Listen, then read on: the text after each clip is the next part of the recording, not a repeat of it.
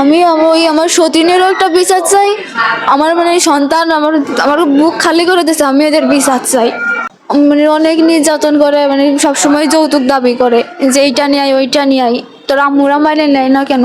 কিন্তু যে জায়গায় সতীন আছে, আমার বিয়ের 18 দিন পর আমার হাজবেন্ড আবার বিনা অনুমতিতে বিয়ে করে। আমি 7 মাসের প্রেগনেন্ট ছিলাম। তো আমার হচ্ছে মানে বাচ্চা হওয়ার যখন মানছিল, তখন তার আগে আমি অসুস্থ ছিলাম। অসুস্থ থাকার পরেও পরে বাসায় যাই, যার 3 দিন পর মানে আমার শাশুড়ি আর আমার হাজবেন্ড মানে আমাকে কেউ নেবে না বাসায়। বলছিল তো আম্মুদের ওইখানে চলে যা, মানে অসুস্থ ছিলাম।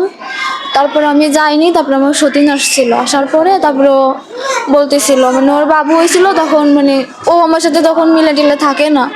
ও বলতেছিল যে আমার হাজবেন্ডকে সবসময় মানে ফাঁকাই রেখে নিয়ে মানে করতেছিল, বলতেছিল ওরা পাঠায় দেন। তো আমার শাশুড়িও বলতেছিল ওর মা ওর আম্মু আসছে বাসায়, ওর আম্মুর কাছে পাঠাই দে। আমার হাজবেন্ডও বলতেছিল বারবার যে চলে যা।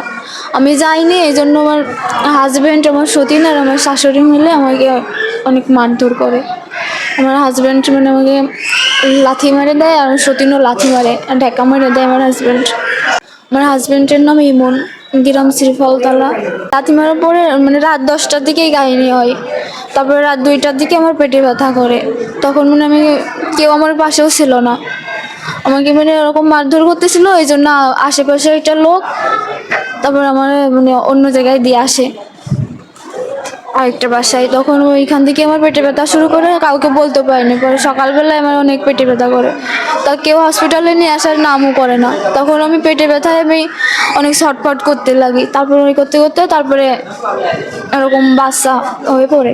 না, আমি অনেক কান্নাকাটি করতেছিলাম, কেউ মানে কোনো সিঁড়ি যায় না। আমার হাজবেন্ডকে বলছে আমার এরকম পেটে ব্যথা করতেছে, তাও আমি বলছি যে আমি টাকাও দিচ্ছি, আমার ওষুধ নিয়ে এসে দাও, তাও বলছে আমি পারবো না, এরকম বলতেছিল। তারপরে হচ্ছে পরে এরকম দেখে বাচ্চা হয়ে পড়ছে, বাচ্চা অনেক অসুস্থ, মারাত্মক হয়ে যায়। তারপরে পাশে একজন পরে আমার আম্মুকে যে বলে, পরে আমার আম্মু হসপিটালে নিয়ে যায়। মানে অনেক নির্যাতন করে, মানে সবসময় যৌতুক দাবি করে যে এইটা নিয়ে আয় ওইটা নিয়ে আয়। তোর আম্মুরা মাইনে নেয় না কেন? কিন্তু যে জায়গায় সতীন আছে, আমার বিয়ের 18 দিন পর আমার হাজবেন্ড আবার বিনা অনুমতিতে বিয়ে করে। আমি ওই আমার সতীনেরও একটা বিচার চাই। আমার মানে সন্তান আমার আমার বুক খালি করে দিয়েছে, আমি এদের বিচার চাই। আমি যখন ওই মেয়েটাকে নিয়ে আসছিল, তখন আমি আমার শ্বশুরদের অনেক বলছিলাম, আমি অসুস্থ পড়ছিলাম, কান্নাকাটি করতে করতে উঠে দাঁড়াইতে পারতাম না। সবাইকে বলছিলাম একটা ব্যবস্থা করতে, কিন্তু তারা কোনো ব্যবস্থা না করে আবার বিয়ে পড়ায় দেয় ওই মেয়েটার সাথে। আমার যেদিনকে আমার বিয়ে করে নিয়ে যায়, তখন প্রথম দিন ওই মেয়েটা আসছিল। আসার পরে সবাই মিলে তারপরে পাঠায় দেয়। তার 18 দিন পর আবার নিয়ে চলে আসে আমার হাজবেন্ড আমার বিনা অনুমতিতে।